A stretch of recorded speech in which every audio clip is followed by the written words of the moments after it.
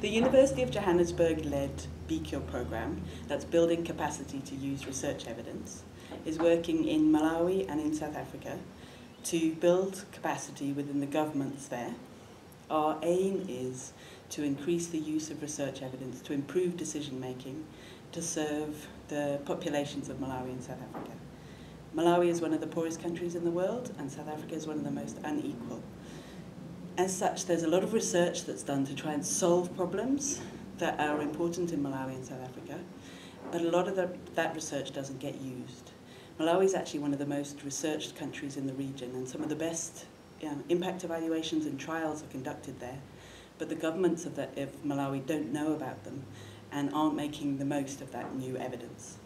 So we're hoping to be able to increase capacity to use research evidence, and that might include monitoring data, evaluation data, individual research studies or systematic reviews. And we hope that by doing that, we can increase the quality of decision making. So in building capacity, our first aim is to understand the needs of our government clients. So we've been conducting landscape reviews to understand what initiatives are going on within the countries we're working, and needs assessments with the departments we're working with to understand what research evidence they need, what problems they're facing, what capacity they currently have.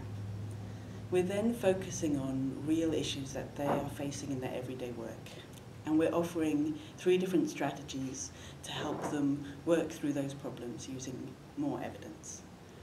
Those strategies include workshops, and those are focusing on teams of civil servants. We're also offering mentorship. So having been on a workshop, the participants are offered a mentor who will spend 5 or 6 weeks, over a period of 5 or 6 weeks, they'll spend maybe an hour a week with their mentee, talking through the problems they're facing and helping them to consider how evidence can solve those issues.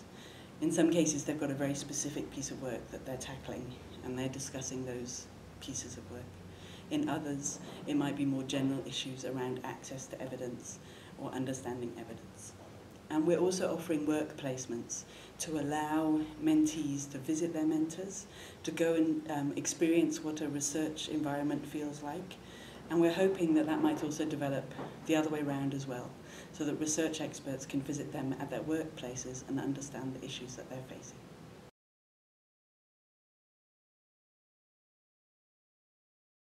So when we were designing the UJ-BCURE program, we wanted to ensure that we had a wider reach than just those people who can come on our workshops and enjoy our mentorships, because we've always known that would always be a limited number of people.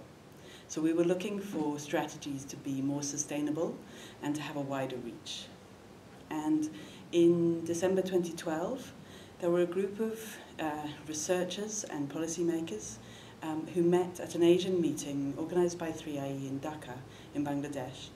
And we kind of snuck in under the radar, but we realised that there was a need for an African network to bring together the pockets of expertise and initiative and enthusiasm across the continent. So when we were designing the UJ-BCURE program, we agreed that we would invest some of our time and funding in building and supporting the growth of that network.